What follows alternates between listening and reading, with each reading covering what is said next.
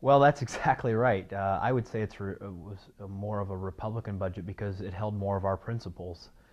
If you look at our tax reform package that we put in place 2 years ago, which included the largest income tax cut in Ohio's history, a reforming of the business tax code to give more of an incentive for people to want to earn and invest in Ohio, that remained untouched.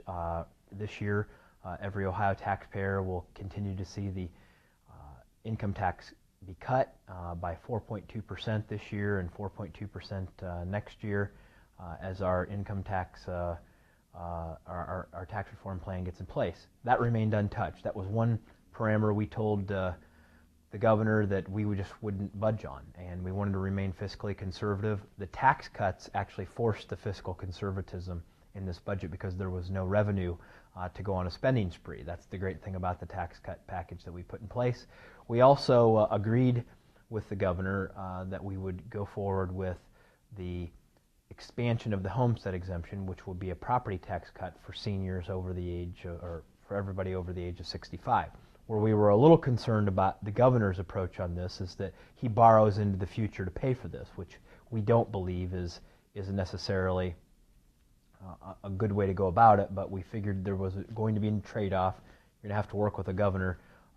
We figured that it's better to give a tax cut and put the money back into the private economy, albeit whether we would have done it differently if we'd had a Republican governor in charge. We went along with it.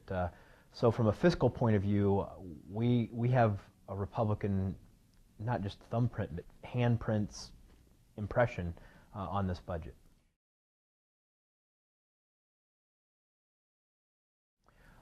Let's take the opposite of what's going on in Washington. If you take, as Speaker of the House in Ohio, and you take Nancy Pelosi, look how she's treated the president. I don't think that reflects positively on the Democratic Party. I think they look like obstructionists. I think that they look like they shouldn't be in charge of Congress as a result of the way they've been acting. We didn't want to take that approach in the Ohio legislature. We wanted to say, look, we can work with a governor, even if it's a governor of another party, as long as our ideas dominate the budget process. And we felt that we were able to do that. We don't want to look like obstructionists. We want to draw a line in the sand if there's something that violates our principles. One of those issues was when the governor tried to eliminate school choice, tried to eliminate the voucher program, tried to eliminate charter schools in the state of Ohio, really trapped parents in schools that were not successfully operating in the state of Ohio. And we wanted to give those families an opportunity to go to the school of their choice. And so we fought the governor and were able to keep those provisions in place in the budget.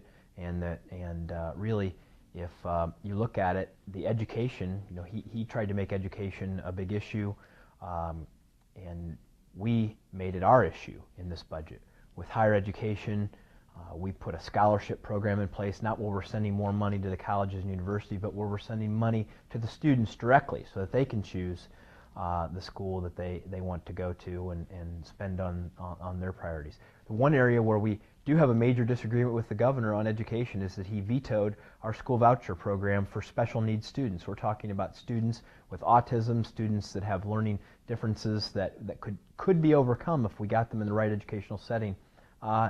He really, surprisingly to me, and when you really think about it, because he said that he cares about helping children with health care. We agreed in most circumstances with him on that approach, but we wanted to care about them in terms of their educational opportunities as well. And when the governor vetoed that, I think that sends a very clear difference about what the Republican approach is.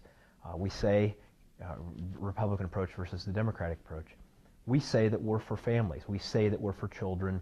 We say that we're for better education. Well, we want to empower families to do that. The governor really wants it to be a government-owned, government-run system of education without providing for those choices for families.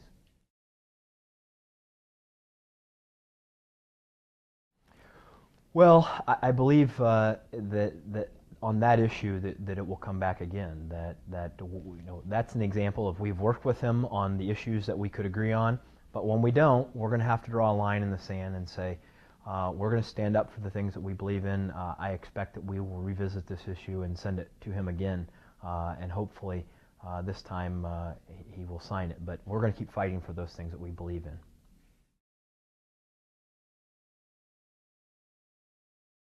Well, I would say a few things. School choice, which we've talked about, very important, very Republican, very free market approach to education. We're for it. Tax cuts, we've got the implementation of our tax code, tax reform plan, income tax cuts, property tax cuts, also contained in this budget. Very important to Republicans. Education, from the standpoint of supporting families and the student, making college education more affordable so that rather than becoming dependent on government, we're going to help people gain the skills that they need to be self-sufficient and help grow the economy of this state.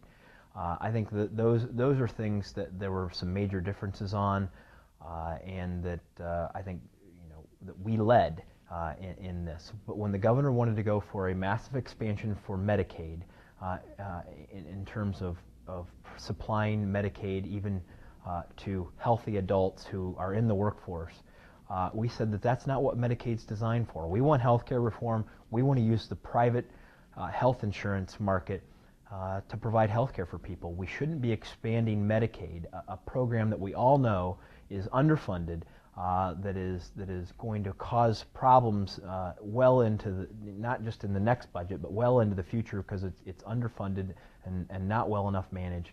We said no on some growth of those government programs that really we think are not in the best interest of the state of Ohio and not in the best long-term fiscal interest of our taxpayers or of our nation.